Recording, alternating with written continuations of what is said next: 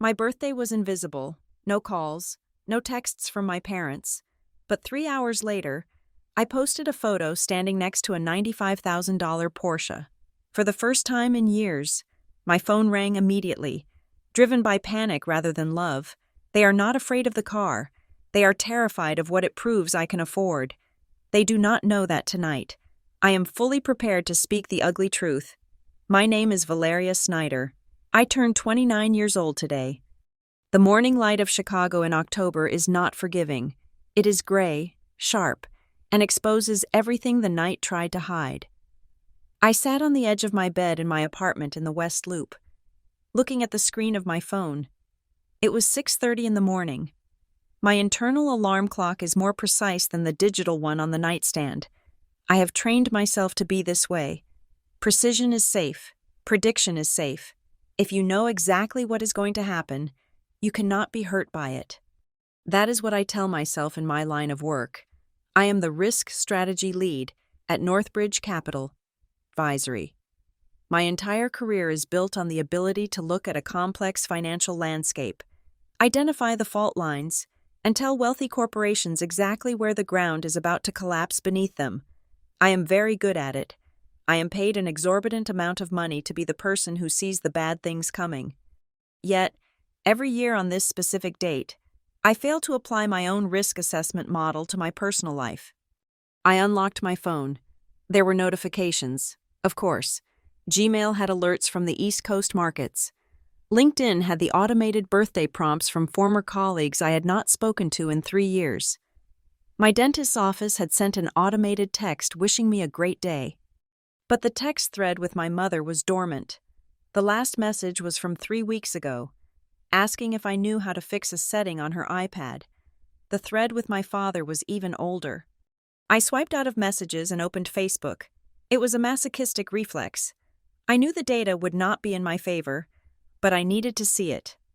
My feed was dominated by a post my mother had made 2 hours ago. It was a photo of my younger brother, Evan. He was standing in front of a generic banner at some startup networking event, holding a plastic cup and smiling that wide, charming smile that has served as his currency for his entire life.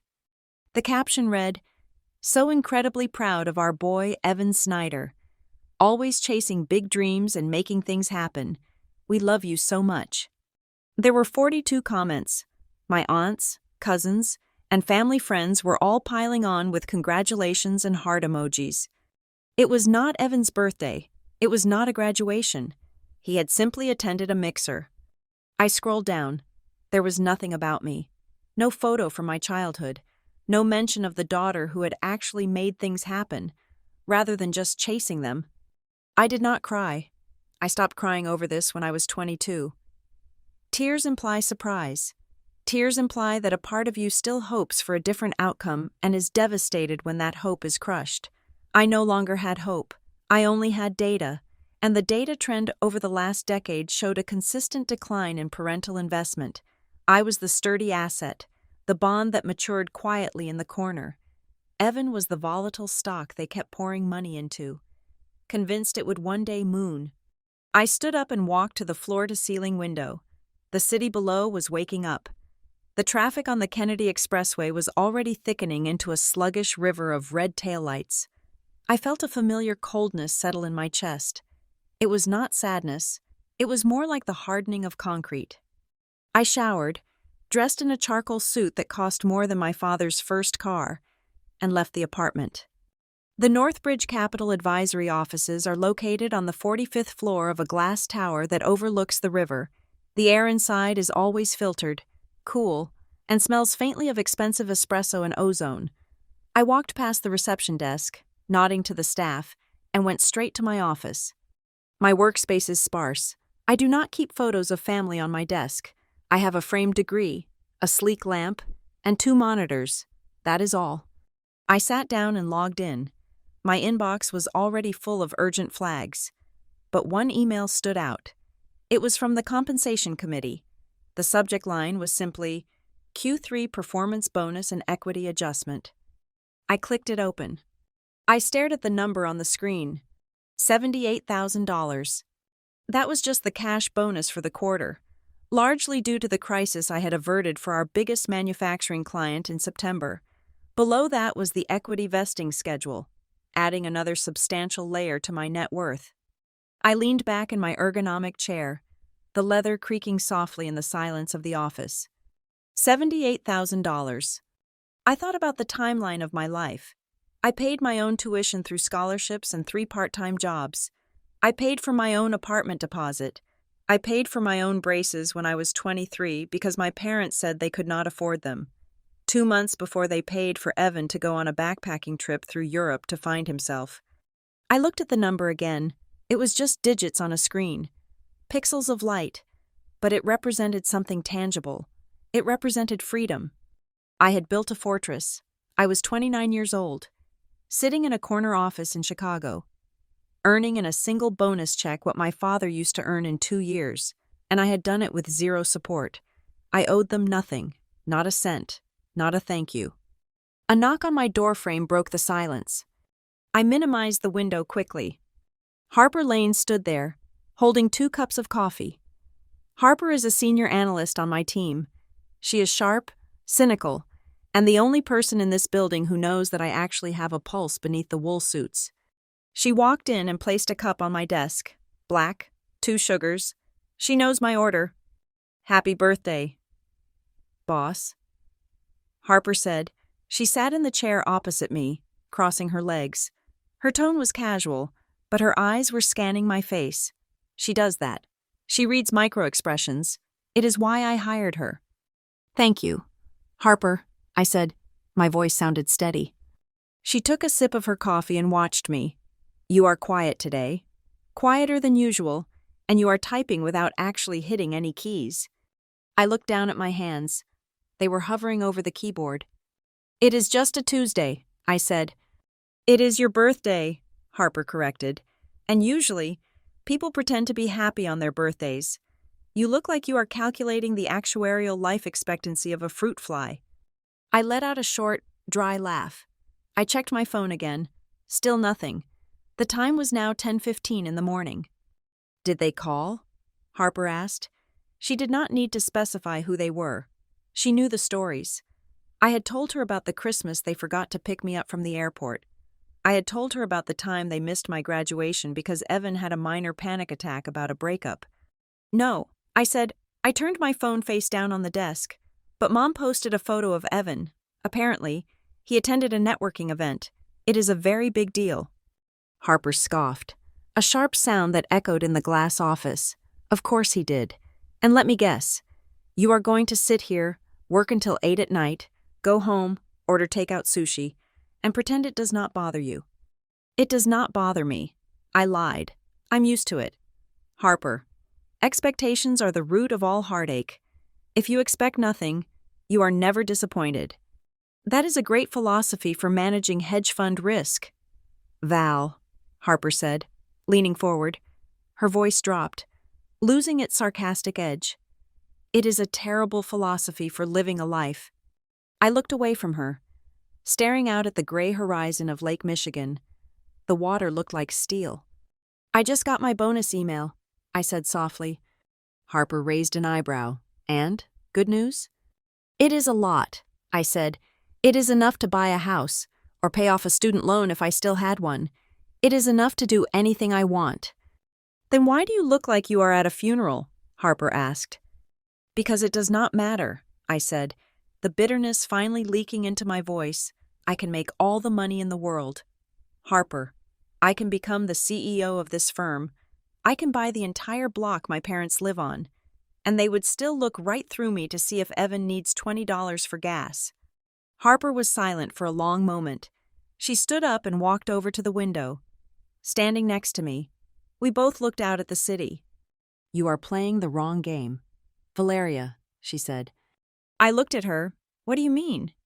You are playing the game where you try to be so good, so perfect, and so successful that they will finally have to love you, she said. You think if you just pile up enough achievements, the scale will tip. But it will not. They are not judging you on merit.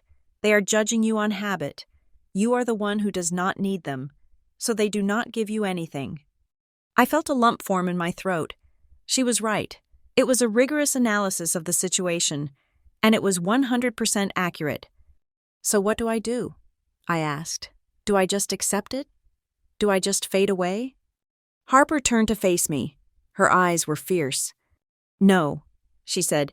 You stop waiting for them to notice you. You force them to see you. She gestured to the computer screen where my bank balance was hidden.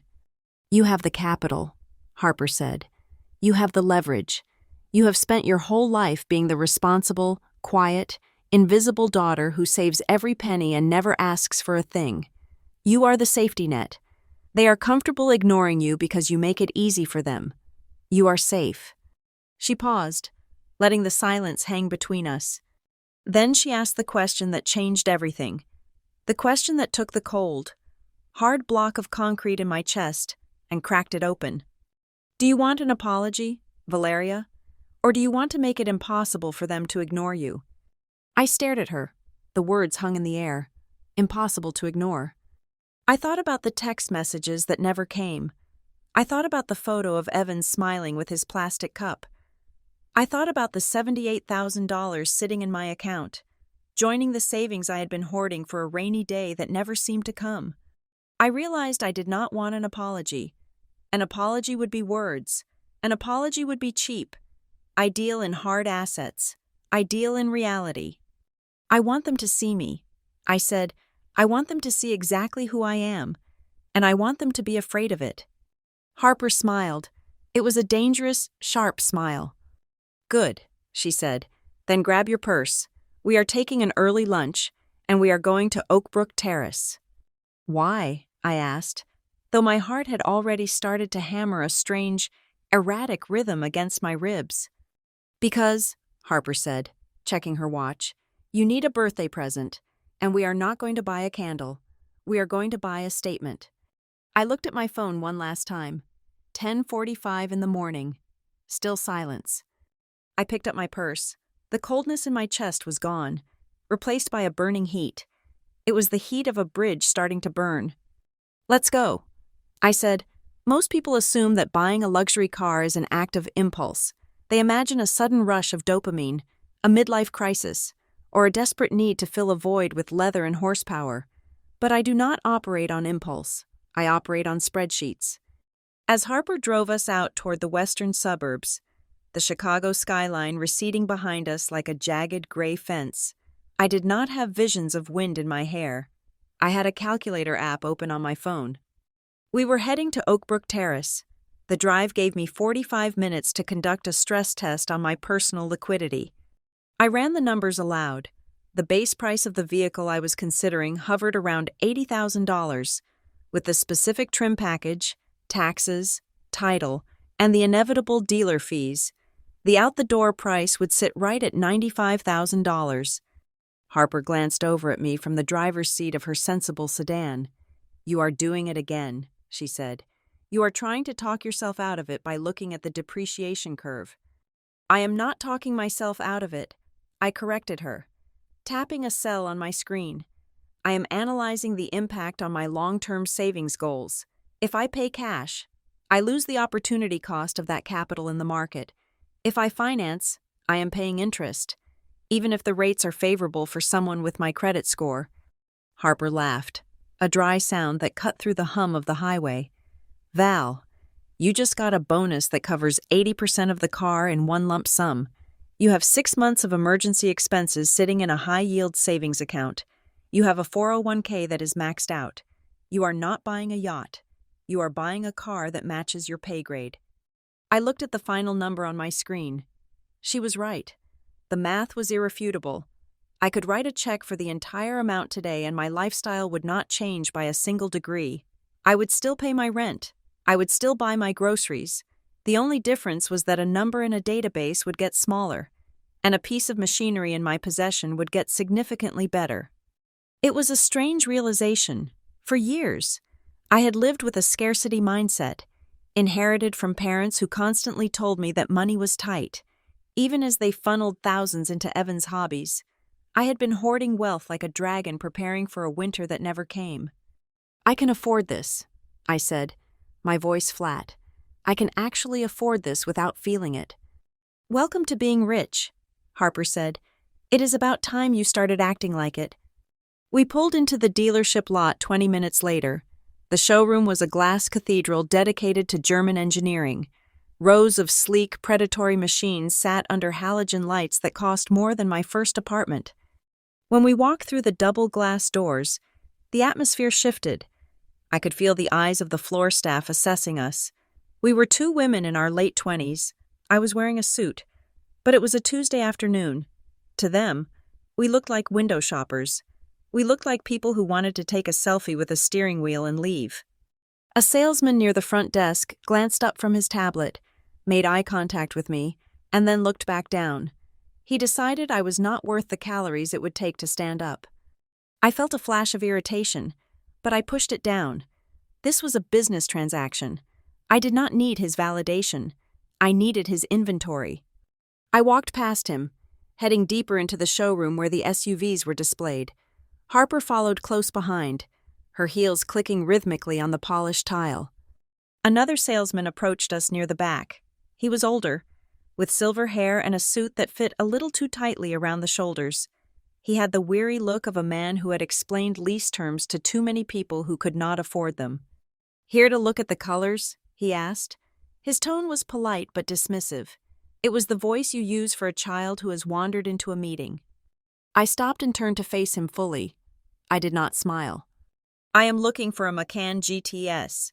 I said, "I want the Dolomite Silver Metallic. I am not interested in the base model or the S.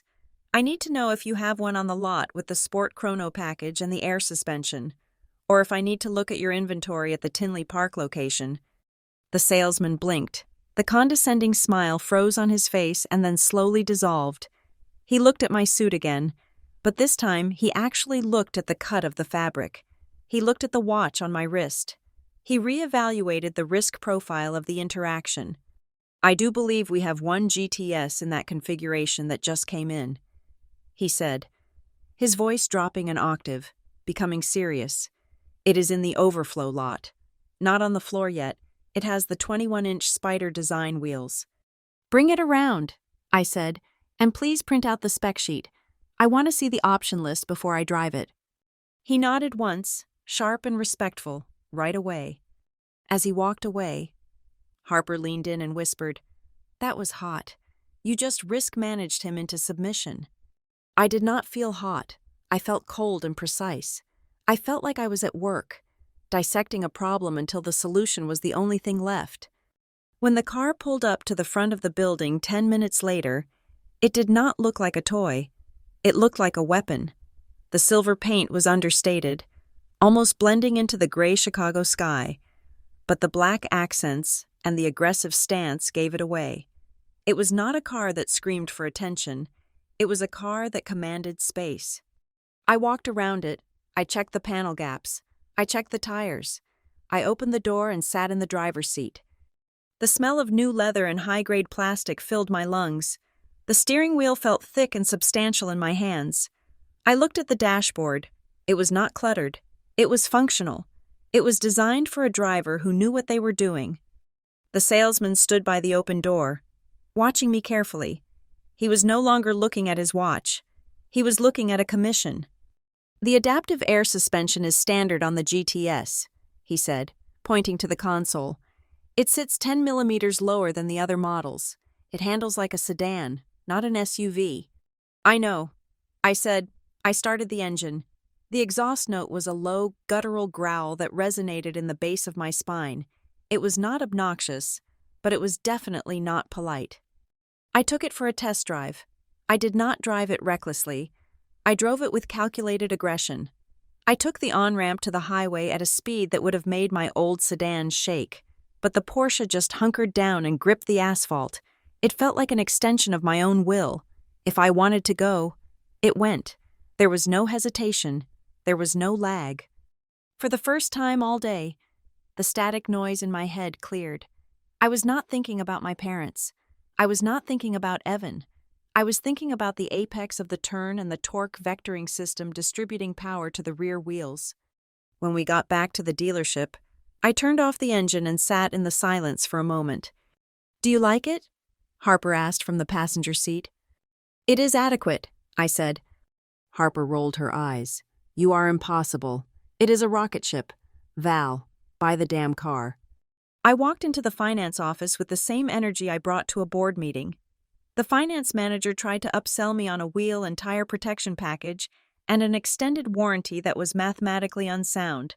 I declined both with a breakdown of why the premium cost exceeded the probable repair value over a 3-year period. He stopped trying to sell me things after that. When it came time to sign the papers, I looked at the total figure at the bottom of the long yellow sheet. $95,420.36. It was more money than my parents had ever spent on a single purchase in their lives. It was an amount that would have caused a family emergency meeting in my childhood home. I picked up the pen. My hand did not shake. I did not feel a rush of adrenaline. I did not feel giddy. I felt a strange, heavy sense of finality. This was a boundary line. I was crossing from the side of the family that needed things to the side of the family that owned things. I signed my name, Valeria Snyder. The signature was sharp and angular. I handed the check to the finance manager. He took it with 2 hands, treating it with the reverence that $95,000 demands.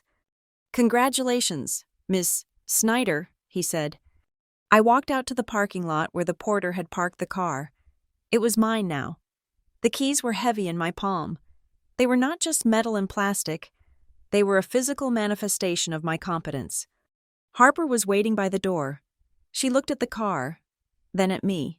You know, she said, her voice quiet, you did not buy this because you like driving fast. I looked at her. Why did I buy it then? Harper stepped closer, her expression serious. You bought it because you are tired of being the small one. You bought it because when you pull up in this, nobody can ask you if you are doing okay. Nobody can look at you with that pitying look they give single women in the city. This car is not bought to drive. Val, it is bought to not be looked down on. I looked at the silver machine gleaming under the floodlights. She was right. It was armor. It was a $95,000 shield. My parents could ignore a phone call. They could ignore a text message. They could ignore my job title because they did not understand what I did. But they could not ignore this. This was physical mass. This was undeniable value. I unlocked the car. The lights flashed, welcoming me. Get in, I said to Harper. I need to get home. I have a picture to post. As I pulled out of the dealership and merged onto the highway, I realized that for 29 years, I had been waiting for permission to take up space.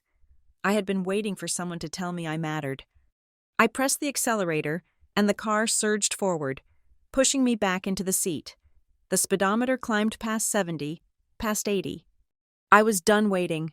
I was going to take the space, and if they did not like it, they could get out of my way. The garage of my apartment building in the West Loop is nothing like the showroom in Oakbrook Terrace. It is concrete, dimly lit, and smells of damp dust and exhaust. But when I parked the Macan in my designated spot, slot number 42, it looked like a diamond sitting in a coal bin. The silver paint caught the harsh fluorescent light and held it. I did not go upstairs immediately. I stood there for a moment, leaning against the driver's side door, my hip resting against the cool metal. I took my phone out of my pocket. For 29 years, I had curated my life to be invisible. I wore neutral colors. I spoke only when asked.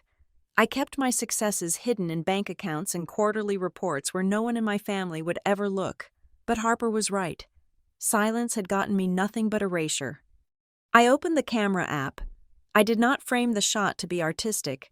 I framed it to be undeniable. I captured the emblem on the hood, the aggressive curve of the front fender, and my own legs crossed at the ankles, wearing the suit pants and the heels that I had bought with my own salary. I typed 4 words. Happy birthday to me. I posted it to Instagram and Facebook. Then I got in the elevator and went up to my apartment. By the time I had kicked off my heels and poured a glass of water, my phone had started to buzz. It began as a slow vibration against the granite countertop, then accelerated into a constant, angry hum. I watched the screen light up. It was my colleagues first, the analysts on my team. the junior associates who feared me, even the managing director who rarely engaged with anything outside of LinkedIn. "Happy birthday, Val. That is a beast." One wrote, "Goals." Wrote the new intern. "Finally treating yourself. Well deserved," Harper commented. Then came my college friends, the ones I had drifted away from because I was always too busy working to meet for brunch. They resurfaced in droves, pulled in by the gravity of the image, the algorithm, sensing the high engagement, pushed the post to the top of everyone's feed. I sat on my couch, the room dark except for the glow of the city outside, and refreshed the notifications. I was not looking for the praise. I was looking for the data points that mattered. At 6:45 in the evening, a notification popped up. "Martha Snyder viewed your story." My mother. 2 minutes later, "Robert Snyder viewed your story." My father. I waited. I stared at the timestamps. They were online. They were looking at the image. They were seeing the Porsche crest. They were seeing the caption that reminded them, publicly and humiliatingly, that today was the day my life began, and they had missed it. I expected a text, maybe a frantic happy birthday. "Sorry, we forgot." Maybe a shocked emoji. But the phone sat there, buzzing with likes from strangers and acquaintances, while the thread with my parents remained dead silent. 7 o'clock passed, then 8 o'clock. The silence was different now. It was not the passive silence of neglect. It was the heavy, suffocating silence of a strategy meeting gone wrong. I could almost hear them in their living room in Naperville, whispering, passing the iPad back and forth, zooming in on the photo, trying to find the flaw. They were looking for the hashtag that said rental. They were looking for the boyfriend in the reflection who must have bought it for me. They were looking for any explanation other than the one that terrified them, that their daughter was powerful. At 9:15 at night, 3 hours after I posted the photo, my phone rang. The screen said Dad. I let it ring 3 times. I took a sip of water. My heart rate was elevated, sitting at 90 beats per minute, but my breathing was steady. I swiped green and put it on speaker. "Hello," I said. "Valeria." My father's voice was tight. It sounded like a wire pulled until it was about to snap. There was no warmth. There was no greeting, and noticeably, there was no happy birthday. "Dad," I said, "to what do I owe the pleasure?" "What is that picture?" he asked. He did not waste time with pleasantries. "It is a picture of me," I said, "and a car." "I know it is a car, Valeria. I am not blind. Whose car is it?" "It is mine," I said. There was a rustling sound on the other end, like the phone was being grabbed or moved. Then my mother's voice cut in. She sounded breathless, high-pitched, vibrating with a specific frequency of anxiety I knew well. "Valeria, tell the truth," she said. "Is it a lease? Did you lease it? You know how dangerous leases are, the mileage limits, the hidden fees. You cannot afford to get trapped in a contract like that." I took a deep breath. Even now, their first instinct was to assume I had made a mistake. They assumed I was a child who had wandered into a trap, not a risk strategist who did this for a living. "I did not lease it. Mom," I said clearly, "I bought it." "You bought it?" my father repeated. The incredulity in his voice was an insult. "A Porsche Macan? Do you have any idea how much those cost?" $95,420.36. I said. I recited the number from memory. The silence on the other end was absolute. It was the sound of air being sucked out of a room. $95,000, my father whispered. "Why?" my mother asked. Her voice cracked. "Why would you do that? It is so flashy. It is so aggressive, Valeria. People are going to talk. Aunt Linda already called me. She asked if you won the lottery. She asked if you're dating someone rich. It looks bad for the family." I felt a cold smile touch my lips. It looks bad for the family. That was the core of it. It did not fit the narrative. The Snyder family narrative was that Evan was the star, the entrepreneur, the one destined for greatness, while Valeria was the worker bee, the support staff, the one who lived quietly in a small apartment and made ends meet. I did not win the lottery, I said, and I am not dating anyone. I bought it because I wanted it, and because I could. But the money, my father stammered. That is a down payment on a house. That is a retirement fund. You are throwing it away on a depreciating asset. It is irresponsible. Valeria, I thought we raised you better than to be frivolous. I stood up and walked to the window. The lights of the Chicago grid stretched out below me, endless and bright. I have a house fund. Dad, I said, I have a retirement fund. I have 6 months of liquidity. This was surplus. Surplus? He asked. The word seemed to choke him. Yes, surplus. There was a muffled conversation on their end. I heard my mother whispering urgently. She has surplus? Does she mean savings? How much does she have? Then my father came back on the line. His voice had changed. The anger was still there, but it was now mixed with something else. Fear and calculation. Valeria, he said, his tone dropping to a serious, paternal register that he usually reserved for when he wanted to lecture me about duty. We need to talk. We are talking, I said. No, not over the phone. We need to sit down, as a family. I looked at the reflection of my face in the glass. It looked different than it had this morning. It looked sharper. Why? I asked. You did not seem to want to talk this morning, or all day, for that matter. He ignored the jab. We are having a family meeting, tomorrow night, at the house in Naperville, 6 o'clock. Evan will be there too. Evan, I repeated. Of course Evan would be there. We need to discuss this, my mother added, her voice trembling. We need to discuss our future, the family's future. If you are making this kind of money, Valeria, and you are spending it on sports cars while your brother is trying to build a business, we need to realign our priorities. Realign our priorities. That was corporate speak for redistribute your wealth. I looked down at my hand. I was still holding the Porsche key. The weight of it was grounding. I could have said no. I could have hung up the phone and never spoken to them again. I had the car. I had the money. I had the career. I did not need them. But Harper's question echoed in my mind. Do you want an apology? Or do you want to make it impossible for them to ignore you? Running away was easy. Showing up and forcing them to look at the reality of who I was and who Evan was not was the harder play. But it was the play with the higher yield. Okay, I said. Good, my father said, sounding relieved that he had regained some control. 6 o'clock. Do not be late. And Valeria? Yes? Maybe park the car around the corner.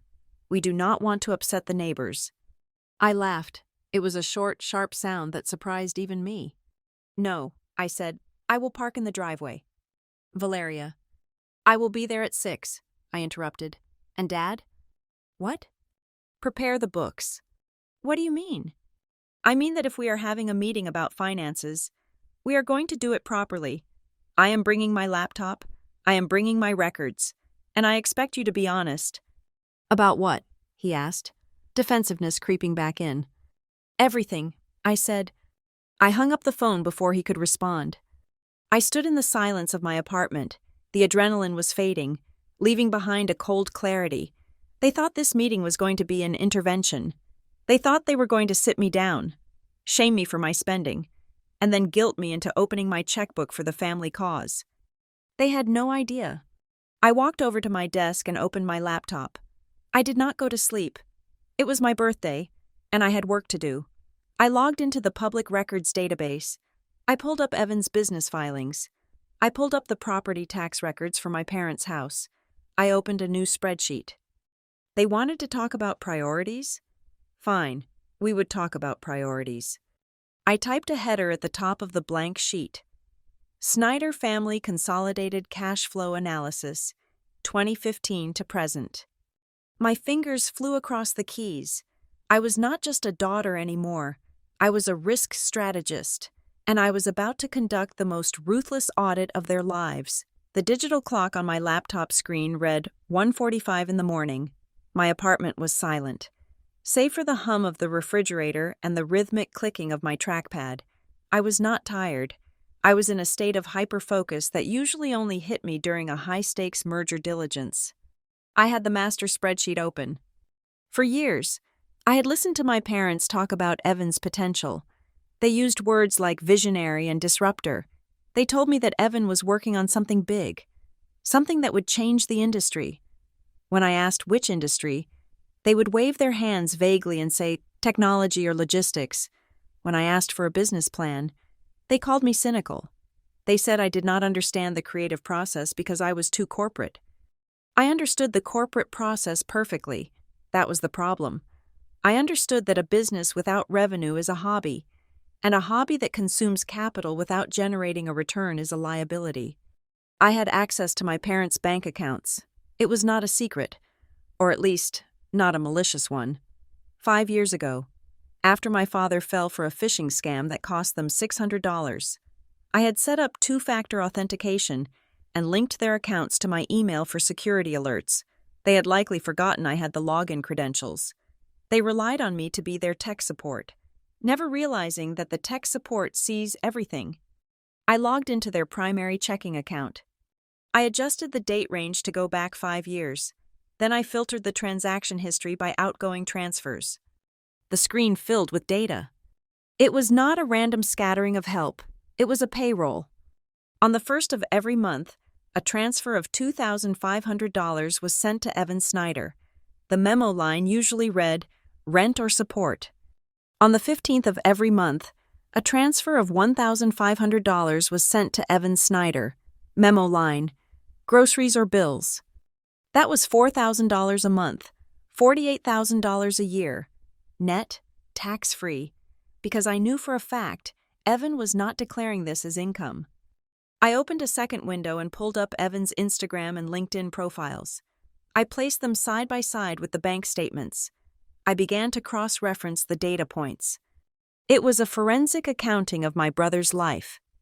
3 years ago, in March, Evan had posted a photo of himself at a high-end co-working space in downtown Chicago. The caption read, "New HQ for the team, big things coming, CEO grind." I looked at the bank statement from February 28th of that year, a transfer of $5,000 from my parents to Evan. Memo, office deposit. He did not earn that office. He did not secure funding from a venture capitalist. My father, a retired mid-level manager, and my mother, a former school teacher, had paid for his right to play pretend CEO. I scrolled down. June of last year, Evan was in Austin, Texas, for a tech dominance conference. The photos showed him wearing a lanyard, holding a cocktail, laughing with a group of people who looked equally unemployed but well-dressed. "Networking is the net worth," he had captioned it. I checked the statements. June 2nd, a transfer of $1,200. Memo, flight and hotel. June 4th, a transfer of $500. Memo, spending money. My stomach turned. It was not nausea. It was the physical sensation of rage crystallizing into something hard and heavy. I remembered that June. I remembered it vividly. My car's transmission had failed, and I had called my dad to ask for advice on a mechanic. He had told me things were tight. He had told me they were worried about the rising cost of utilities. He had sounded so weary that I had ended up transferring them $500 to help with their electric bill. I looked at the screen. My $500 had likely gone straight into Evan's pocket for drinks in Austin. I continued to build the spreadsheet. I categorized every transfer. Category A, fixed costs, rent, car payments, insurance. Category B, variable costs, groceries, utilities, phone bills. Category C, vanity capital. This was the category that made my blood run cold. There were transfers for a website design that never launched, transfers for a patent lawyer for an idea that was never filed, transfers for professional headshots, transfers for a suit, transfers for a membership at a private social club. My parents were not just supporting him. They were funding a lifestyle design project. They were buying the aesthetic of success because the reality of it was too hard for Evan to achieve. I totaled the numbers for the last fiscal year alone. $62,000. I sat back in my chair, staring at the sum. $62,000. That was more than the median household income in the United States. My parents were bleeding themselves dry to keep Evan afloat. They were dipping into their retirement savings. I saw the withdrawals from their IRA accounts. They were incurring tax penalties for early withdrawal, just to make sure Evan did not have to get a job at a Starbucks. I looked at the notes I had made during my analysis. There was no revenue, none, in 5 years. I could not find a single incoming transfer to my parents from Evan, not a repayment, not a dividend, not even a birthday gift card. The flow of capital was entirely unidirectional. I thought about the times Evan had sneered at my job. He called me a corporate drone. He called me a cog in the machine. He told me I lacked the entrepreneurial spirit. "You are afraid to take risks, Val," he had told me last Thanksgiving, while eating the turkey I had paid for. "You trade time for money. I trade ideas for equity." I looked at the spreadsheet. He was not trading ideas for equity. He was trading our parents' security for his own ego. I went deeper. I wanted to know where the money came from. My father's pension was decent, but it was not enough to sustain this burn rate. My mother had a small 401k. I saw a line item from 6 months ago that made me stop breathing for a second. Home equity line of credit draw. $20,000. They had taken a loan against their house, the house they had paid off 10 years ago, the house that was supposed to be their safety net. They had remortgaged their freedom to pay for Evan's credit card debt. I matched the date of the draw to a credit card payoff transfer on Evan's behalf. And I was the enemy because I had bought a Porsche. The irony was sharp enough to cut glass. They panicked when they saw my car. Not because they thought I was reckless, but because seeing my wealth reminded them of their own poverty.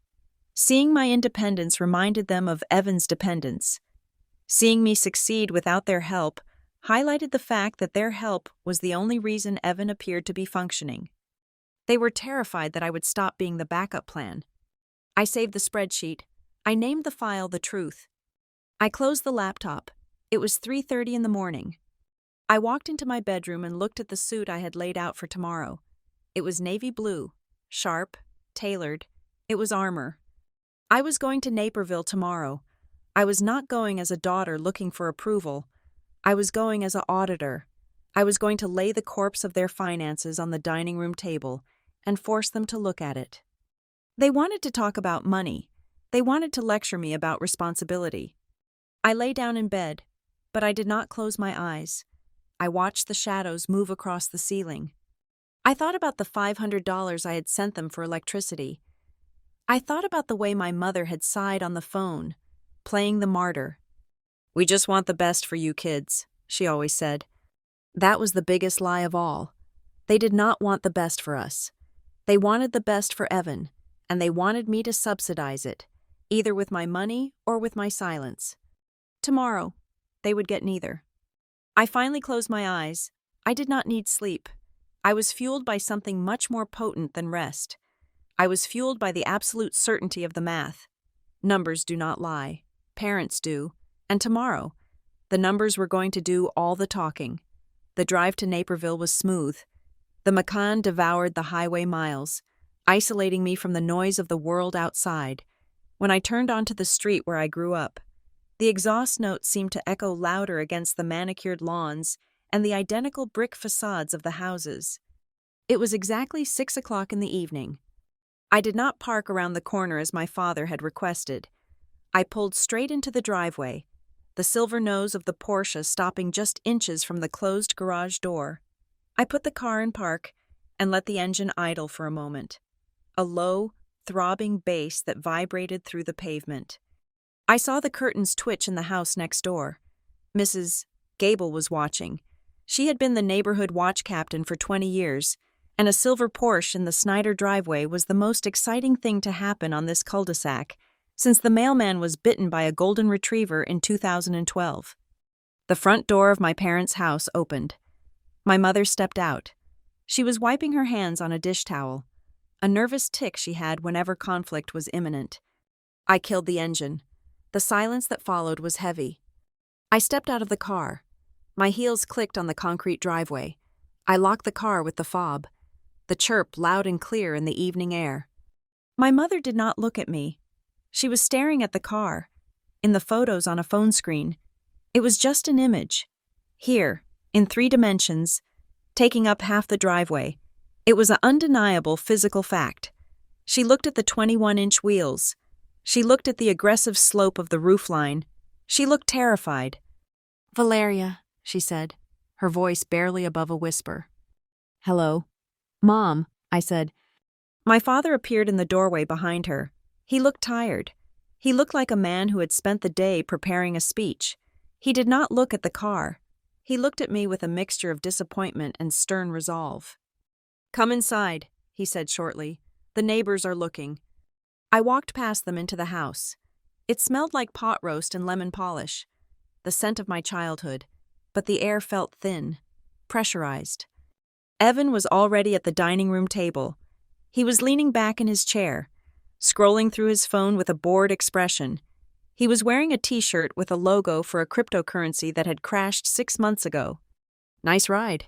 "Val," he said without looking up, a bit midlife crisis for 29, but whatever. I did not respond. I sat down at the opposite end of the table from my father. I placed my leather bag on the floor and took out a thick, color-coded file folder. I placed it on the table with a deliberate thud. My mother sat down next to my father. She clasped her hands together on the placemat. "Valeria," my father began.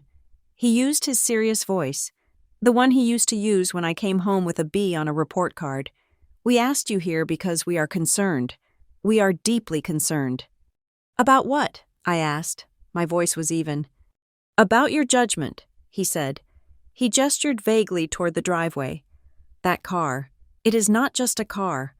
Valeria, it is a symbol. It is a symbol of excess. It is a symbol of financial recklessness. It is a symbol of success," I corrected him. "It is a symbol of selfishness," my mother interjected, her voice trembling. "We raised you to be humble. We raised you to care about the family, not to flash your money around while people are struggling." "People are struggling?" I asked. "Who is struggling? Are you struggling? Mom?" "We are all tightening our belts," my father said quickly, cutting her off. "The economy is uncertain, inflation is up, and here you are, throwing away nearly $100,000 on a toy. It is insulting. Valeria, it is insulting to the values of this family." Evan snorted. "It is just cringe. Honestly, it is trying too hard." I looked at Evan, then I looked back at my father. "So the purpose of this meeting is to discuss my financial choices," I said. "The purpose of this meeting is to talk about responsibility."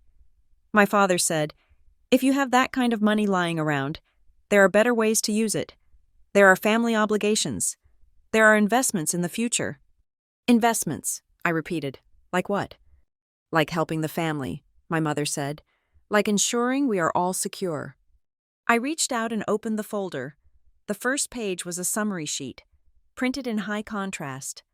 "I agree," I said. "We should talk about financial responsibility, and we should definitely talk about where the money is going." I slid the first sheet across the table toward my father. "What is this?" he asked, looking down at the paper. "That is a summary of outgoing transfers from your joint checking account for the fiscal year of 2024. I said. My father froze. His hand hovered over the paper. I continued, my voice precise and cold. "I did a little audit last night. I wanted to understand this concept of family struggle you mentioned, and I found some very interesting data." I picked up a second sheet and read from it. January 4th, $2,500 to Evan Snyder. Memo. Rent, January 15th, $1,500 to Evan Snyder. Memo. Expenses, February 1st, $2,500. Rent, February 14th, $1,200. Valentine's Day trip.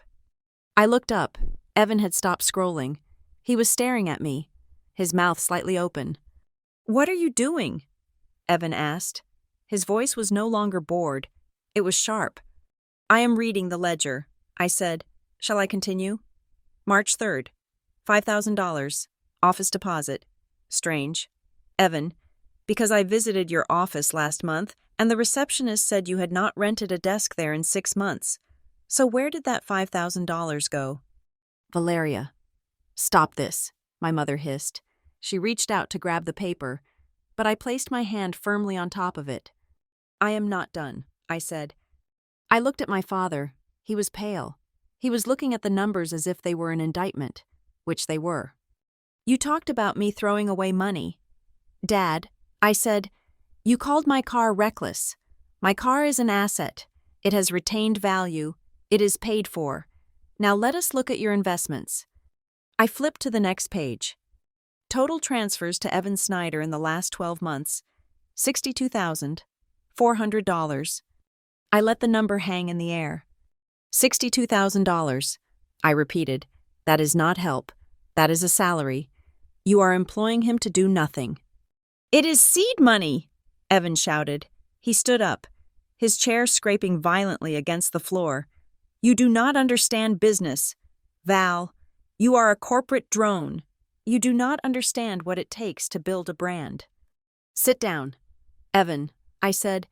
I did not raise my voice, but the command was absolute. He glared at me, but he sat down. Mom, Dad, I said, turning back to them. You ignored my birthday. You could not be bothered to send a text message, but on June 12th, 3 days after Evan's birthday, you transferred $4,000 to him for a birthday week in Miami. That is different, my mother said, tears starting to well up in her eyes. Evan needs us. He is trying so hard. The world is tough for young men right now. He just needs a break. He is 27 years old. I said, he is not a child. He is a dependent, and he is a very expensive one. You have no right to snoop in our accounts, my father said, trying to regain his authority.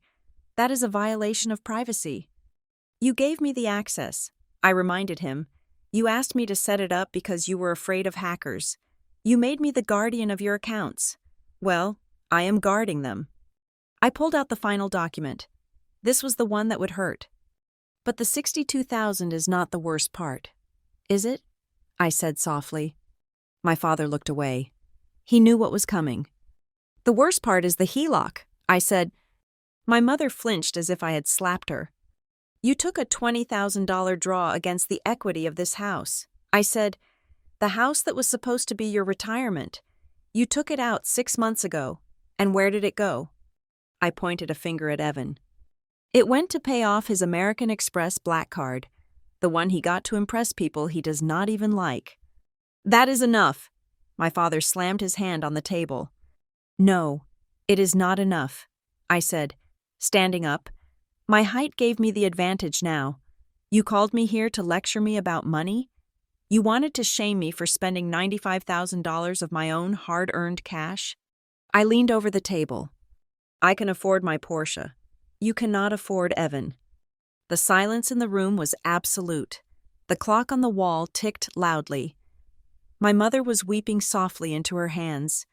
Evan was staring at the table, his face red with humiliation and rage. My father looked defeated. He looked old.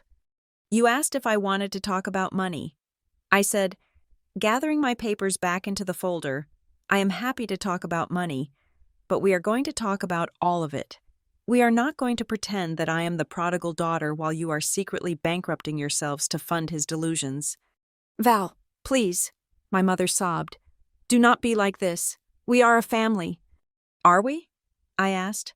Because it feels like I am just the insurance policy you keep around in case the ATM breaks. I picked up my bag.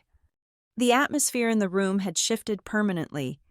The dynamic of the dutiful daughter and the struggling parents was shattered. The truth was on the table, cold and hard and mathematical. I turned to leave. Wait, my father said. His voice was raspy. I stopped, but I did not turn around. We are in trouble, Valeria. He admitted. The interest rates, the payments, it is getting hard. I turned back slowly. I looked at the three of them. A crying mother, a broken father, and a resentful brother. I know. I said, I saw the projections. If you keep spending at this rate, you will be insolvent in 18 months. Help us, my mother pleaded. You have so much. You just bought that car. You could help us fix this. I looked at them. Harper's voice was in my head again. Do you want an apology? Or do you want to make it impossible for them to ignore you? I am not going to give you money, I said. Evan made a noise of disgust. Selfish, he muttered. I ignored him. I am not going to give you money because that solves nothing. I said, it just buys Evan another 6 months of pretending, but I will offer you something else. What? My father asked. I will offer you management, I said. I will fix this, but only if I have total control, and that means the free ride ends. Tonight. Evan looked up, his eyes wide with panic. What does that mean? He asked. It means, I said, looking him dead in the eye, you are going to learn what a budget actually is. I turned and walked to the front door. Think about it. I called back. You can keep the pride, or you can keep the house. You cannot have both. I walked out into the cool evening air. The Porsche waited for me in the driveway, a silver beast ready to run. I unlocked it, the lights flashing a greeting. As I got in, I saw Mrs. Gable still watching from her window. Let her watch. Let them all watch. I was done hiding. I did not leave immediately. My hand hovered over the door handle, the cool metal pressing against my palm. The silence in the room behind me was thick, but it was unresolved. I could feel their desperation radiating toward my back, but I also felt something else. I felt the ghost of a younger version of myself standing in this exact hallway, asking for help and being turned away. I turned back around. I walked slowly back into the dining room. I did not sit down. I stood at the head of the table, looking down at the 3 people who shared my DNA but none of my reality. There is one more thing, I said. My voice was low, stripped of any theatrical anger. It was the voice I used when delivering a terminal prognosis to a client. My father looked up, hope flickering in his eyes. He thought I was turning back to write a check. He thought I was turning back to fix it. I am not here to bail you out, I said, extinguishing that hope instantly. I am here to correct the record. I pointed to the spreadsheet that was still lying on the table, the edges fluttering slightly under the air conditioning vent. You said earlier that you help Evan because he is struggling. I said, you said you help him because the world is hard, but that is not the whole truth, is it? I looked at my mother. She wiped her eyes with a tissue, avoiding my gaze. Do you remember 4 years ago? I asked. It was 2021. I was 25. I had just been promoted to senior analyst. I found a condo in Lincoln Park. It was small. It needed work, but it was perfect. It was going to be my first real stake in the world. My mother nodded slowly. I remember, she whispered. It had a balcony. Yes, I said. It had a balcony, and I was short on the closing costs. I had the down payment, but the closing fees were higher than I anticipated. I needed $15,000. I did not ask for a gift. I asked for a loan. I offered to pay you 5% interest. I brought you a repayment schedule. I paused, letting the memory fill the room. And what did you tell me, Dad? My father shifted in his seat. We did not have the liquidity at the time. Valeria, you know that. The market was down. We were worried about our cash flow. No, I corrected him. That is not what you said. You said, Valeria, you are smart. You will figure it out. You are the strong one. You do not need us to hold your hand. I remember those words perfectly. You are the strong one. It sounded like a compliment. It was wrapped in the guise of praise. You were telling me that you had so much faith in my competence that you did not need to burden yourselves with helping me. I lost that condo. I said, someone else made a cash offer while I was trying to liquidate some bonds. I lost it, and I spent another 2 years renting, throwing money into a landlord's pocket. I reached out and flipped the spreadsheet to page 3. But here's the interesting part. I said, I ran the numbers for that same month, October 2021. I ran my finger down the column of figures until I found the date. October 12th, 2021, a transfer of $18,000 to Evan Snyder. The room went deadly silent. Even Evan looked away, feigning interest in a loose thread on the tablecloth. $18,000, I repeated, 3,000 more than I had asked for. And the memo line? Car. I looked at Evan. That was the year you bought that vintage BMW, wasn't it? The one you were going to restore and flip for a profit? Evan's jaw tightened. It was an investment, he muttered. The engine block was cracked. I got scammed. It wasn't my fault. It does not matter if it was an investment or a bonfire, I said, turning back to my parents. The point is, you had the liquidity. You had the cash. You just chose not to give it to me. Why? I asked. My mother looked up. Her face was pale, ravaged by the stress of the evening. We thought you would be okay. Val, she said, her voice shaking, you always land on your feet. You have always been so capable. Evan needs more help. He takes things harder than you do. We just wanted to be fair to his needs. Fair to his needs, I repeated. That is a fascinating metric. So, because I work hard, because I save, because I make responsible choices, I am disqualified from receiving support. And because Evan refuses to work, refuses to save, and makes reckless choices, he is entitled to your retirement fund. That is not what we meant, my father said weakly. That is exactly what you practiced, I said. You punished me for my stability. You looked at me and said, she is fine, so we can ignore her. You looked at him and said, he is broken, so we must fix him. I leaned forward, placing my hands flat on the table. But here's the thing you forgot. Mom, stability does not mean I do not need parents. Being capable does not mean I do not want to be cared for. My mother let out a small, strangled sob. She put her hand over her mouth. I could see the realization hitting her. It was not a financial realization. It was an emotional one. She was seeing the last decade of my life through a new lens. She was seeing every holiday I spent alone, every problem I solved by myself, not as a triumph of my independence, but as a failure of their support. I did not want the money for the condo because I was greedy, I said softly. I wanted it because I wanted to know that you were on my team. I wanted to know that if I fell, there was a net. But you showed me very clearly that the net is only for Evan. I am the one expected to weave the net. You are twisting everything, Evan snapped. He stood up again, his face flushed. You are just jealous. You are jealous because they like me more. You are jealous because I am not a cold, unfeeling robot like you. Yeah, you have money.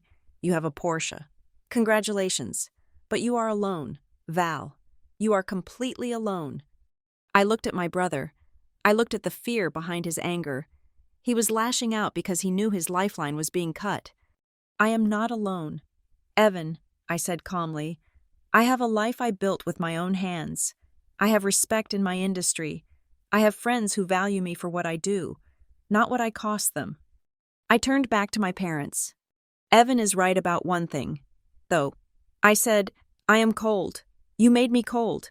You taught me that the only way to survive in this family was to need nothing, so I became someone who needs nothing. I picked up the file folder. I do not want your money now. I said, I do not want a reimbursement for the condo I lost.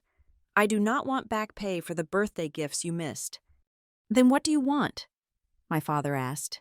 He looked totally lost, a captain whose ship had long since sunk without him realizing it. I want you to admit it, I said. Admit what? Admit that you do not help Evan because you believe in him. I said, admit that you help him because you are afraid he cannot survive without you. Admit that you feed him money because it is easier than parenting him into a functional adult. And admit that you ignored me not because I was strong, but because I was convenient. The silence that followed was heavy enough to crush bones. My father opened his mouth, but no sound came out. My mother just wept, her shoulders shaking. They could not say it. To say it would be to shatter the illusion they had lived in for 30 years. But their silence was answer enough. I checked my watch. It was 6:45. I have a dinner reservation in the city. I lied. I do not usually eat dinner at 6:45, but I needed to leave. The air in this house was toxic. I turned to go. "Valeria." My mother called out. It was a desperate sound. I stopped. "We love you," she said. "I know." I said. I did not look back. But love is a verb. "Mom." And looking at this spreadsheet, I do not see much of it in my column. I walked out the door for the second time. This time, I did not pause. I walked straight to the Porsche.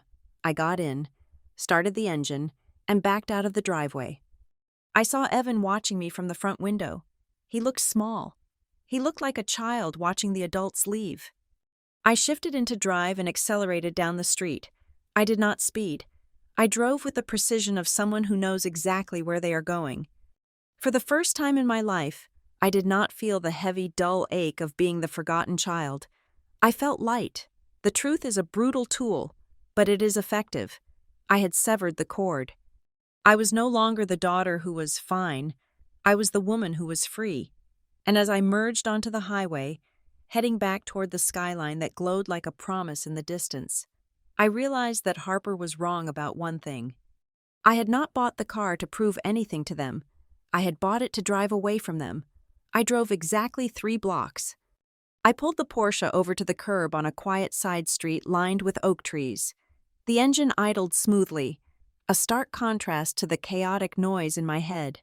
I gripped the steering wheel, looking at the digital dashboard. I had left. I had won. I had dropped the truth on the table and walked away. That is what people do in movies. They deliver the mic drop and they drive into the sunset. But I am not in a movie. I am in the risk management business. And as I watched the fuel gauge hover at 3/4 full, my professional brain kicked in, overriding my emotional satisfaction. Leaving them alone with the truth was not a strategy. It was a gamble. If I left them now, my parents would cry. Evan would manipulate them. They would mortgage the house again, and in 5 years, they would be destitute. And in the United States, destitute parents often become the legal and financial burden of their successful children. If they went under, they would drag me down with them. They would show up at my doorstep. They would guilt me into caretaking. I realized then that the Porsche was not just a symbol of my success. It was a Trojan horse. I had used it to get their attention, to shock them into a state of vulnerability where they might actually listen. But I had not finished the job. I put the car in gear. I made a U-turn. I drove back to the house. The driveway was still empty where I had left it. I parked the car in the exact same spot. I walked up the path and opened the front door without knocking. They were still in the dining room. The tableau had barely changed. My mother was still weeping. Evan was pacing. My father was staring at the spreadsheet I had left on the table. They looked up, startled. When I walked in, Evan's face flashed with a momentary smirk, thinking I had returned to apologize. "You came back," my mother said, wiping her eyes. "Oh, Valeria, I knew you could not just leave us like that." I walked to the table and placed my laptop bag down. I did not sit. I did not come back to apologize. I said, I came back because I realized I left out the most important part of the presentation. I unzipped the bag and pulled out a second binder. This one was bound in black. "You thought I bought the Porsche to show off," I said. "You thought it was an impulse buy. It was not. It was a calculated expenditure to establish authority. I knew that unless you saw visible, undeniable proof of my wealth, you would never respect my advice. I needed you to be afraid of my success, so you would listen to my plan." "Plan?" Evan asked, narrowing his eyes. "What plan?" "The plan to save Mom and Dad from you," I said. I opened the black binder. "I did not just audit your bank accounts myself," I continued, looking at my father. 2 weeks ago, I hired a forensic accountant and an independent financial advisor. I paid them a retainer of $5,000 to review the Snyder family solvency." My father's face went gray. You hired an outsider? To look at our money?" "I hired a professional to look at the wreckage," I said, "and their conclusion was bleak. Based on your current burn rate, specifically the capital bleed directed toward Evan, you will face total liquidity failure in 14 months. You will lose the house. You will lose the car. You will be living on Social Security checks that will not cover the rent of a one-bedroom apartment in this zip code. I turned the binder around so they could see the projection graphs. The red lines plummeted downward like a stone dropped in water. This is your future, I said, unless you implement the protocol I have drafted. What protocol? My mother asked, her voice trembling. I call it the Asset Protection Directive. I said, it is very simple.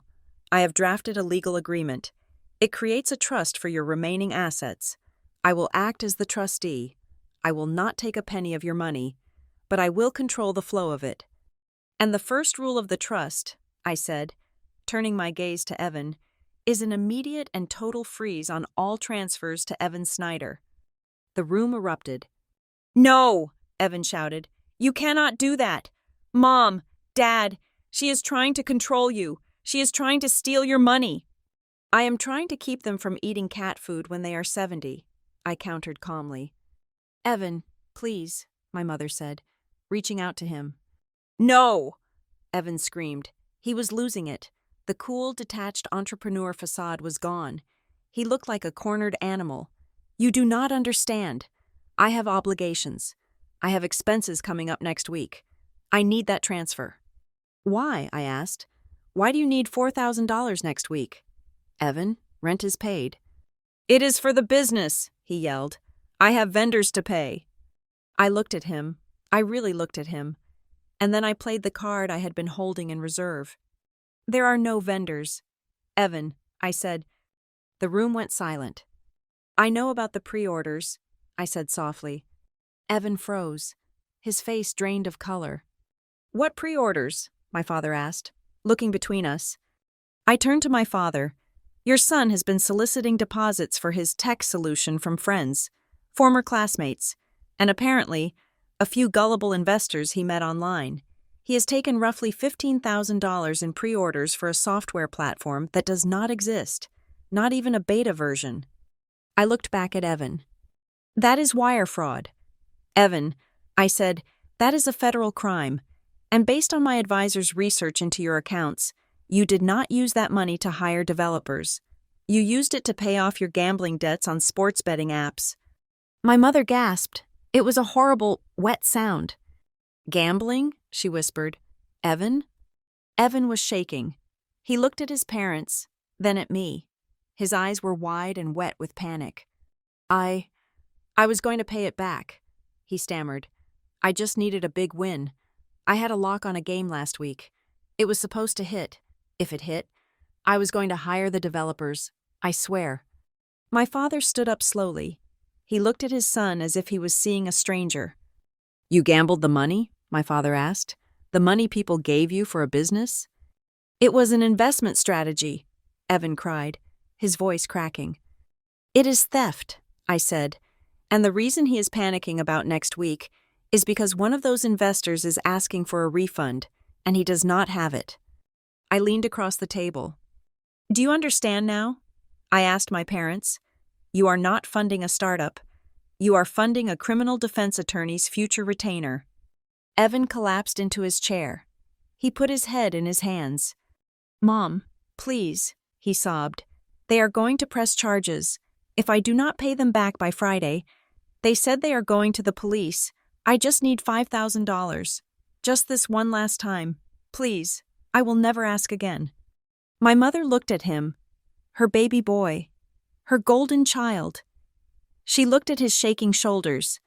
The instinct to protect him, the instinct that had been cultivated for 27 years, kicked in. She looked at me. Her eyes were pleading. Valeria, she said. Her voice was weak. You have the money. I stiffened.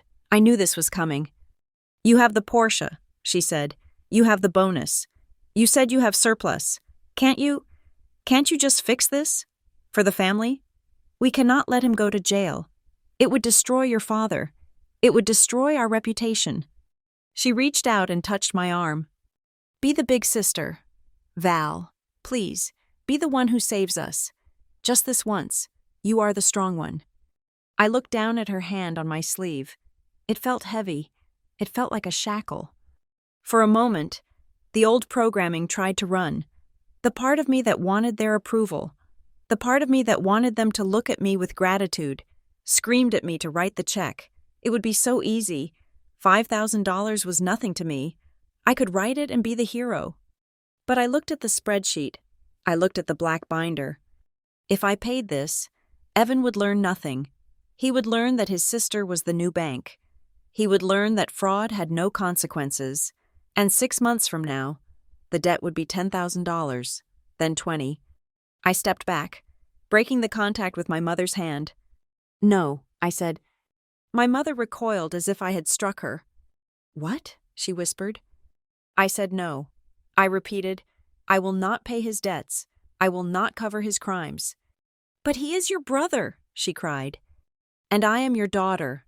I said, "But you never asked me if I needed help when I was eating ramen noodles to save for a deposit. You never asked me if I was okay when I was working 80 hours a week to get where I am. You only ask me for help when he creates a disaster." I looked at Evan. "I am not your safety net. Evan, I am not your backup plan." "Valeria, you cannot be serious," my father said. "He will go to prison." "Then he goes to prison." I said, "That is what happens when you steal money. It is called accountability." I tapped the black binder. "Here's the deal." I said, my voice was iron. "I will not give him $5,000, but I will pay for a consultation with a lawyer to help him negotiate a payment plan with the people he stole from. And I will execute the trust to protect your house so that when he inevitably gets sued, they cannot take your home. But you have to sign the control over to me. Tonight." Evan looked up. His face was streaked with tears and snot. "You are a monster," he spat. "You are enjoying this. You are loving seeing me beg." I looked at him with zero emotion. "I am not enjoying it. Evan, I am indifferent to it. That is what happens when you spend a lifetime ignoring someone. Eventually, they stop caring about your feelings and start caring about the facts." I opened the document to the signature page. I took a heavy, expensive pen out of my bag and laid it on the paper. "Sign the directive," I told my parents. "Freezing the transfers is the only condition under which I will help you protect the house. If you do not sign, I walk out that door. And I promise you, I will never come back. And when the police come for Evan, you will be facing them alone." My mother looked at my father. My father looked at the pen. He looked at Evan, who was a weeping mess of entitlement and fear. Then he looked at me. He saw the suit. He saw the posture. He saw the woman who had bought a Porsche not to drive, but to make a point. He realized for the first time that the power in this room did not belong to the parents. It belonged to the child who did not need them. My father picked up the pen. "Robert!" my mother gasped. He looked at her. "She is right. Martha," he said, his voice sounding hollow, "we cannot afford him anymore." He signed the paper. He slid the document to my mother. She wept, her hand shaking, but she looked at the cold, hard numbers on the graph I had shown her. Fear of poverty is a powerful motivator, stronger even than maternal blindness. She signed. I took the paper. I checked the signatures. I put the document back in the binder. I zipped up my bag. "What about me?" Evan asked, his voice small. "What am I supposed to do?"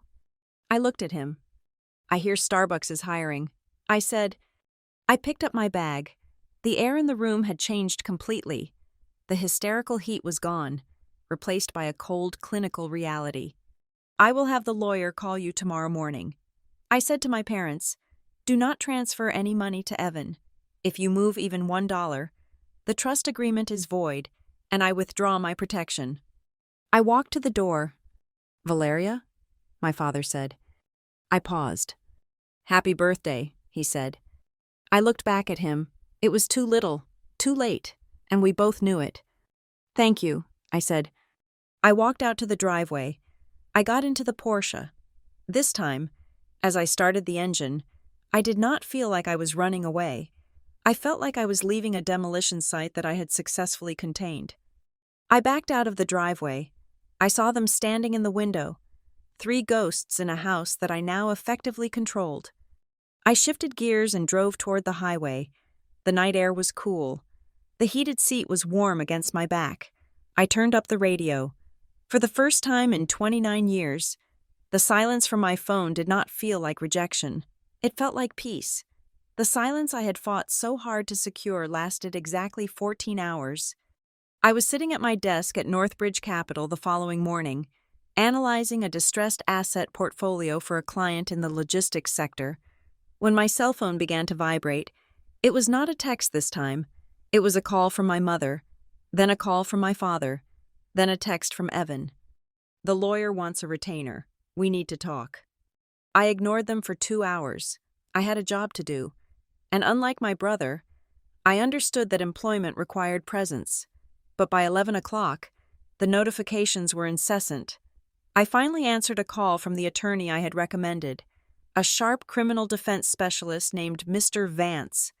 "Ms. Snyder," he said, his voice clipped and professional.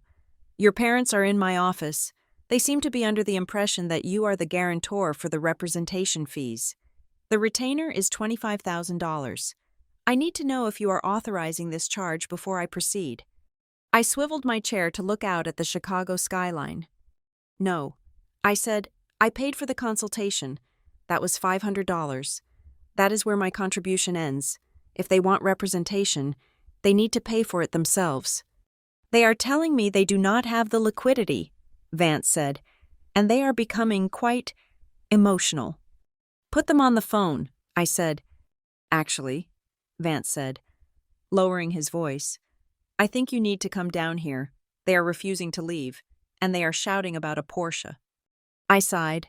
It was the heavy, bone-deep sigh of someone who realizes that cutting a cord requires more than one slice. I took an early lunch. I drove the Porsche to the lawyer's office in downtown Chicago, not far from my own.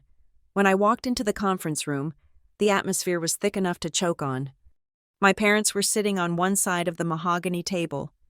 Evan was slumped in a chair, looking like a teenager who had been sent to the principal's office, sullen and terrified. Mr. Vance sat at the head, looking relieved to see a sane person enter the room. I sat down. I did not take off my coat. I wanted them to know this was a stopover, not a destination. "So," I said, "we are here again." "Valeria." My father started. His face flushed. "This man says he needs $25,000 just to start the case. $25,000.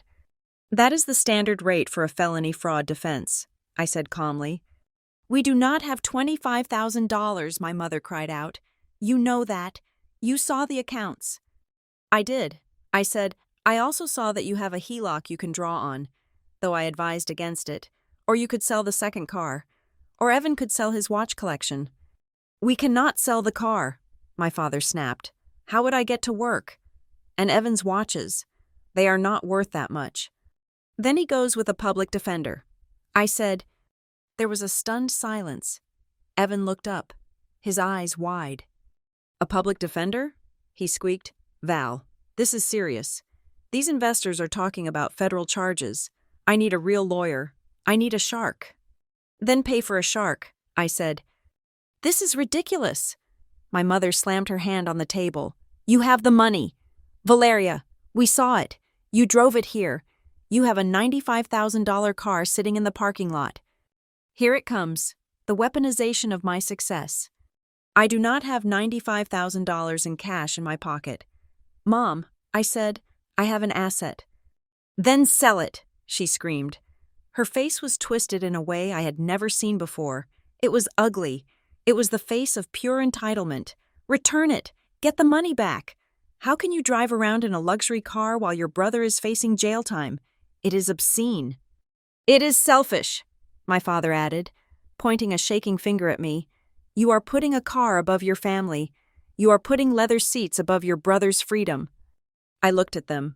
I looked at the utter lack of shame in their eyes. They truly believed this. They believed that my money was common property, available to be harvested whenever Evan set his life on fire. "I am not selling my car," I said. Evan leaned forward. "Val, please, just loan it to me. I will pay you back. I promise." I turned my head slowly to look at him. "You will pay me back?" I asked. Yes, absolutely. How? I asked. The word hung in the air. Simple, monosyllabic, devastating. What? Evan blinked. How? I repeated. By what mechanism? Specifically, will you generate $25,000 in surplus income to repay me? You have no job. You have no degree. You have a negative credit score. You have a gambling addiction. And you are about to be indicted for fraud. So tell me, Evan, walk me through the business plan where you pay me back. I will get a job, he stammered. A job doing what? I pressed. Barista? That pays $15 an hour. If you work 40 hours a week and save every single penny, eating air and sleeping under a bridge, it would take you almost a year to pay me back. But you will not save every penny, will you? You will need rent. You will need food. You will need to service the debt you already have. I leaned across the table. You are mathematically insolvent. Evan, you cannot pay me back. You are lying, or worse, you are delusional. Evan's mouth opened and closed, but no sound came out. He looked at our parents for help. My mother's eyes narrowed. She shifted tactics. The desperation was hardening into something sharper, something intended to hurt. This is about the birthday, isn't it? She said softly.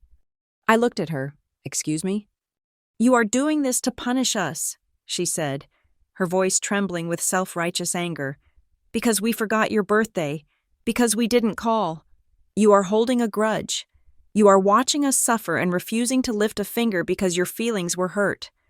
My father nodded, latching on to this narrative.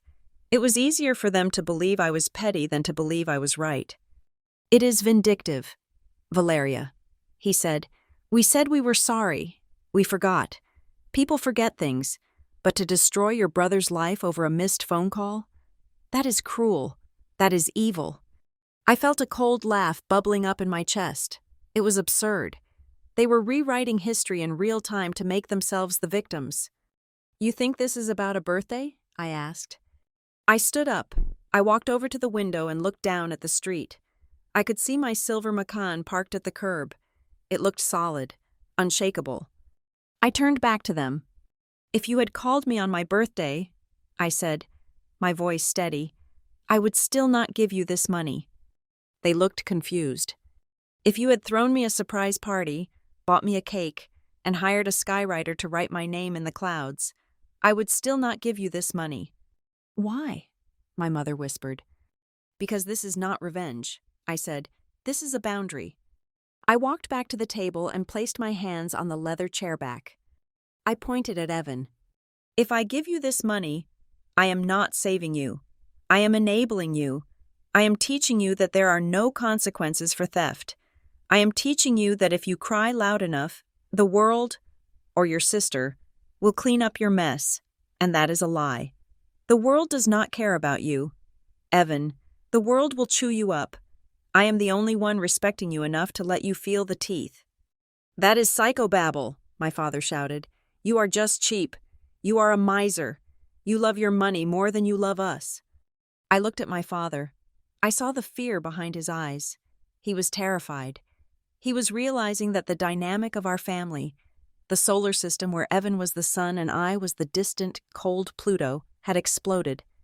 I do not love my money more than you. I said, but I respect my money. I worked for it. I traded my life, my time, and my energy for it. And I refused to set fire to my life just to keep Evan warm. My mother stood up. She was shaking. If you walk out that door without paying this, she said, her voice dropping to a hiss, do not bother coming to Christmas. Do not bother coming to Thanksgiving. You are dead to us. The threat hung in the air. The ultimate weapon. The threat of exile. Mr. Vance looked down at his legal pad, uncomfortable. I looked at my mother. I looked at the woman who had ignored me for 20 years, who had drained her retirement for a son who gambled it away, and who was now trying to blackmail me with an invitation to a holiday dinner where I would inevitably be asked to wash the dishes while Evan watched football. I thought about the peace I felt in the car last night. Is that a promise? I asked. My mother flinched. She expected me to crumble. She expected me to beg for their love. She did not expect me to calculate the ROI of their affection and find it lacking. "What?" she breathed. I said, "Is that a promise?" I asked. Because honestly, Mom, spending Christmas alone in my quiet, clean apartment, eating food I paid for, driving the car I bought, without having to watch you hand Evan checks under the table. That sounds like a gift. You don't mean that," she stammered. The anger was draining away, replaced by a sudden, chilling fear. She was realizing that she had overplayed her hand. She had threatened me with absence, and I had welcomed it. "I mean every word," I said. I looked at Mr. Vance. "Mr. Vance," I said, "I am leaving. I am not the guarantor. If they cannot provide the retainer, I suggest you show them the door." I turned and walked toward the exit. "Valeria!" my father called out. His voice cracked. It wasn't angry anymore. It was desperate. "Val, wait. We can talk. We didn't mean it." I did not stop. "Val," Evan screamed. "Val, please. They are going to arrest me." I opened the heavy glass door. "Then I suggest you start running." "Evan," I said without looking back. I walked out into the hallway. My heart was pounding. Not with guilt, but with adrenaline. They had tried everything. They had tried guilt. They had tried shame. They had tried threats, and none of it had worked. For the first time in my life, I was immune. I pressed the button for the elevator. When the doors opened, I stepped inside and pressed the button for the lobby. As the doors slid shut, cutting off the muffled sounds of my mother's sobbing from down the hall, I checked my reflection in the polished steel panel. I did not look like a victim. I did not look like a bad daughter. I looked like someone who had just closed a very bad deal and walked away with their capital intact. The elevator ride down to the lobby was silent, but it was a silence I had purchased with 29 years of endurance. When the doors slid open, revealing the polished marble expanse of the building's atrium, I expected to walk straight to the revolving doors and vanish into the Chicago traffic. I did not make it that far. My parents and Evan had taken the second elevator. They emerged a moment later, looking disheveled and frantic against the backdrop of corporate sterility. My father caught up to me near the security desk, his hand reaching out to grab my elbow. "Valeria." "Wait," he panted. I stopped. I did not pull my arm away violently. I simply looked at his hand until he released me. The security guard, a man I greeted every morning, looked up with concern. I gave him a subtle nod, signaling that I was safe, merely annoyed. "We are not done," my father said. His voice was no longer shouting. It was pleading. I checked my watch. "I have a meeting in 20 minutes, I said, "which means we have exactly 3 minutes. My mother caught up, dragging Evan behind her. Evan looked pale, his earlier bravado completely dissolved by the reality of the lawyer's rejection. "You have to help us," my mother said. Her voice was a hushed whisper, conscious of the echoing space. "We cannot afford the retainer. You heard Mr. Vance. If we do not pay, he walks. If he walks, Evan faces the federal investigators alone." I looked at the three of them. They were a triumvirate of panic. "I told you my position," I said. "I will not pay the retainer. I will not pay the legal fees. That money is gone, and I will not throw good capital after bad." "Then what do we do?" Evan whined. He looked like a child who had broken a vase and was waiting for someone to sweep up the glass. I shifted my weight, adjusting the strap of my bag on my shoulder. "I will offer you one thing," I said, "and it is not money." "What?" my father asked, hope flaring in his eyes like a dying match. "I will offer you clarity." I said, "I have the forensic accounting report on my laptop. I have the itemized list of every dollar Evan stole, every fake vendor he created, and every gambling site he visited." Evan flinched. "Why would I want that?" "Because," I said, looking him in the eye, "when the investigators come, and they will come, lying will only add years to your sentence. I am willing to hand over the full report to Mr. Vance, if you can find a way to pay him, or to the public defender. It proves that you were incompetent and addicted, rather than a malicious mastermind. It might be the difference between 5 years in prison and 2 years of probation with restitution. You want to give them the evidence? Evan hissed.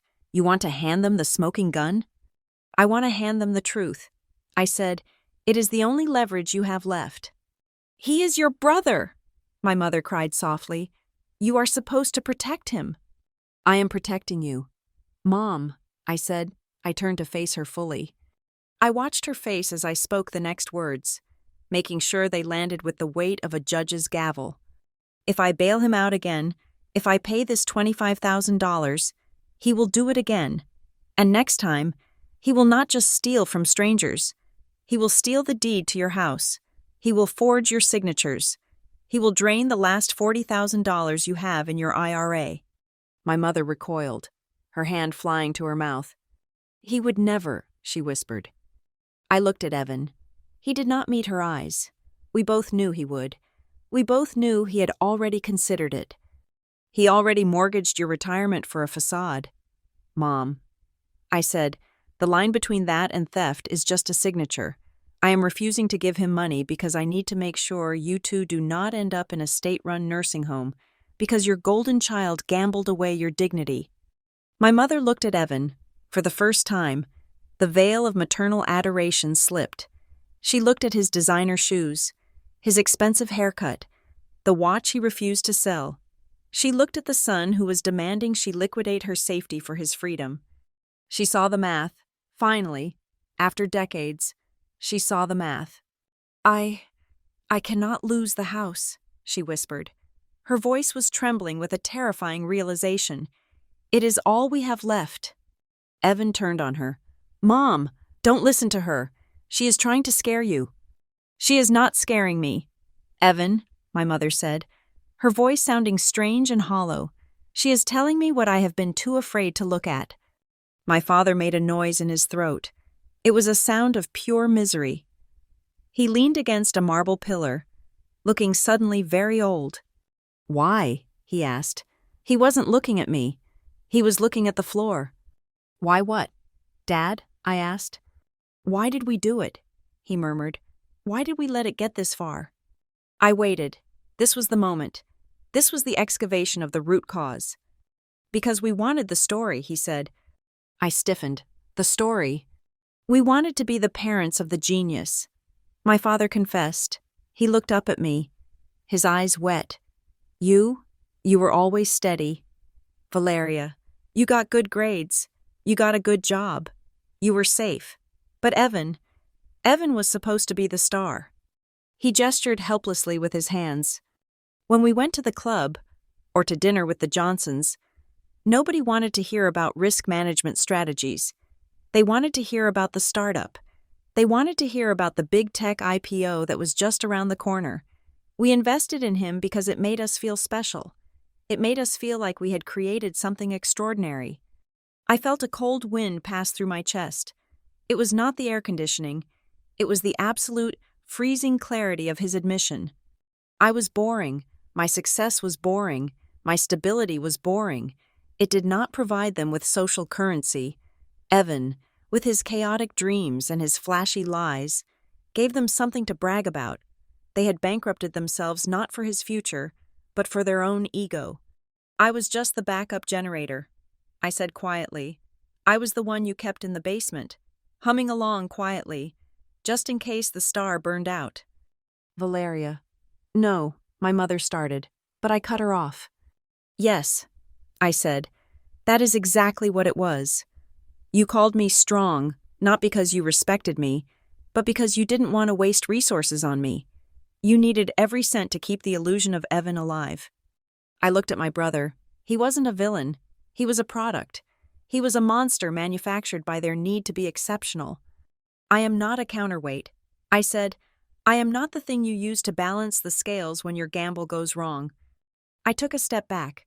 The distance between us was only a few feet, but it felt like an ocean. I am done, I said. Wait. Evan stepped forward, panic rising in his voice again. You can't just leave. What happens to me? You grow up, I said, or you don't. That is no longer my variable to manage. I turned around. Valeria, my mother called out. It was the same tone she used when I was a child, the tone that demanded compliance. "Where are you going?" "I am going to work," I said, not breaking my stride. "I have a job." I walked toward the revolving doors. I could hear them behind me. I could hear Evan arguing with my father. I could hear my mother crying. But for the first time in 29 years, the sound did not make me slow down. It did not make me turn back.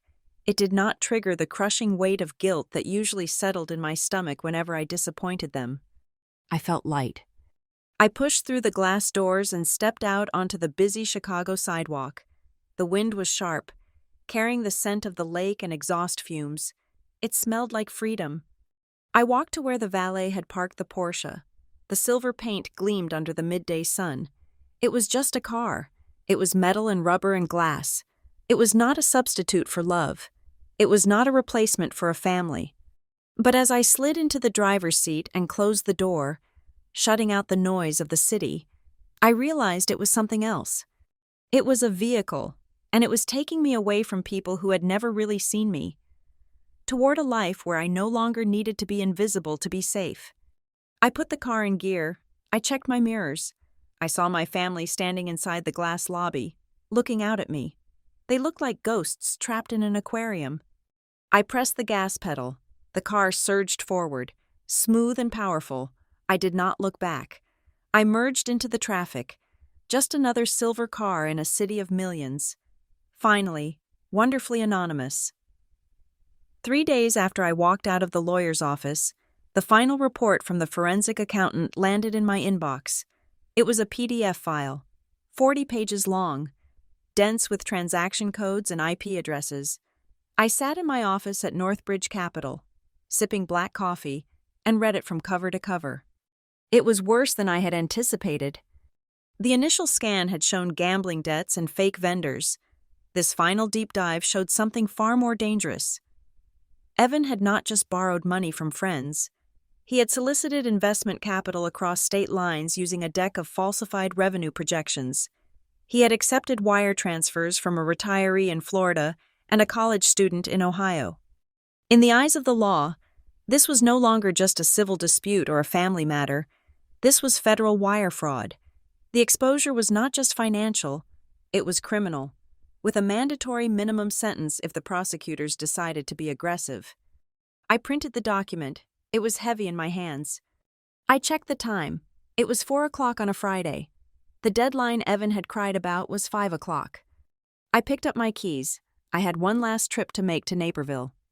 I did not call ahead. When I turned into the driveway 45 minutes later, the house looked smaller than I remembered. It looked fragile. My silver Porsche Macan looked out of place against the faded siding.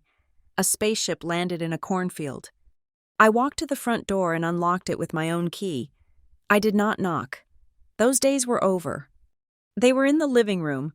My mother was sitting on the sofa, staring at a turned-off television. My father was looking out the window. Evan was sitting on the floor, his back against the recliner, picking at his fingernails. They looked up when I entered. The silence was immediate and thick. They looked at me not with anger, but with the terrifying realization that I was the only person left in their world who had a plan. I walked to the coffee table and dropped the heavy document. It landed with a loud slap that made my mother flinch. "What is that?" Evan asked. His voice was raspy. "That is the end of the road," I said. I remained standing. I wanted the height advantage. "That is the full forensic audit," I continued. "I had my team run a trace on the investors you took money from. One of them is a 70-year-old man in Sarasota. You told him you had a patent pending. You do not have a patent. You do not even have a prototype." Evan went white. "That constitutes fraud by deception," I said, "and because the money crossed state lines, the FBI has jurisdiction." "Robert," she whispered, "the FBI?" My father looked at me. His eyes were red-rimmed. He looked 10 years older than he had on Tuesday. "Is it true?" he asked Evan. Evan did not answer. He just stared at the carpet. His silence was a confession. The panic in the room was palpable. It was not the hysterical panic of the restaurant or the lawyer's office. It was a cold, suffocating dread. They were realizing that the game of fake it until you make it had finally run out of players. "So, here's how this ends," I said. My voice was calm, the voice of a surgeon explaining an amputation. "I have spoken to Mr. Vance. I have authorized a one-time payment of $10,000 to his firm. Not 25. 10. Evan's head snapped up. "You paid him?" "I paid him to negotiate a surrender." I said, "Not a defense, a surrender." "What does that mean?" my father asked. "It means Evan is going to turn himself in." I said, "He is going to admit to the fraud before they come for him. Mr. Vance believes that with a proactive confession and a plan for restitution, he can avoid a long prison sentence. He will likely get probation and community service, provided he pays back every cent." "Pays back?" Evan whispered. "With what?" I turned to my parents. "That is where the new rules come in," I said. I pulled a second document from my bag, the trust agreement. "I have executed the trust." I said, "The house is now protected, but the terms regarding cash flow are absolute." I looked at my mother. "Mom, you are going to go back to work." She blinked, shocked. I am retired." "Valeria, you are 58, I said. "You are perfectly capable. You will get a part-time job. Dad will continue to work, and every single dollar of surplus income, after the mortgage and utilities are paid, goes into a restitution fund managed by me. And Evan," I said, turning to him, "you are getting a job. Any job. Construction, retail, sanitation. I do not care. Your wages will be garnished by 50% until the victims are repaid." "This is slavery," Evan shouted, but there was no heat in it. He sounded defeated. "It is adulthood," I corrected him. I looked at the three of them. "There will be no more birthday weeks in Miami," I said. "There will be no more new watches. There will be no more investing in dreams. From now on, this family operates on hard numbers. If you deviate from this plan, if I see a single unauthorized transfer, I dissolve the trust, I fire the lawyer, and I let the federal government take the house. Do I make myself clear?" My father looked at the document on the table. He looked at the forensic report that detailed his son's crimes. He realized he had no cards left to play. "Yes," he whispered. My mother was crying silently. It was the morning of a fantasy. She was mourning the image of the perfect family she had tried so hard to project to the neighbors. I picked up my bag. "One last thing," I said. They looked at me. "You spent the last week attacking me for buying a Porsche." I said, "You told me I was selfish. You told me I was trying to humiliate you. You thought the car was the problem." I walked to the window and pointed to the silver machine sitting in the driveway. "The car was never the problem," I said. "The car was just a mirror." I turned back to them. "You hated it because it forced you to see the difference between earning a life and pretending to have one. You hated it because it proved that I did not need you, and that terrified you more than bankruptcy ever could." I walked to the door. "I am leaving now," I said. "I will not be coming to Sunday dinner. I will not be coming for Thanksgiving. I will be in the city, living the life I paid for. Mr. Vance will be in touch on Monday. Do exactly what he says." "Valeria," my mother said. Her voice was weak, stripped of all its manipulation. "Will we ever see you?" I paused. I looked at the woman who had forgotten my birthday but remembered every one of Evan's failures. "When the debt is paid," I said. I walked out. The evening air was crisp. I walked to the Porsche. I unlocked the door and slid into the driver's seat. The leather was firm and supportive. I started the engine. The dashboard lit up, a constellation of data and control. I looked at the house one last time through the windshield. I saw the silhouette of my brother in the window, watching me. He looked small. He looked like a ghost of a burden I had finally put down. I put the car in reverse. I backed out of the driveway, past the manicured lawn, past Mrs. Gable's house, past the mailbox where my birthday cards never arrived. I shifted into drive. The engine roared, a deep, throaty sound of power. I did not speed. I did not need to rush. I drove with the steady, unhurried pace of a woman who knows exactly who she is. I was no longer Valeria, the forgotten daughter. I was Valeria Snyder, risk strategy lead, owner of a $95,000 Porsche, and for the first time in my life, I was entirely, completely free. Thank you so much for listening to this story. I would love to know where you are tuning in from. So please leave a comment down below with your city or country so we can connect. If you enjoyed this story and want to hear more revenge dramas, please subscribe to the Lila Revenge Stories channel, like this video, and hit that hype button to help this story reach more people.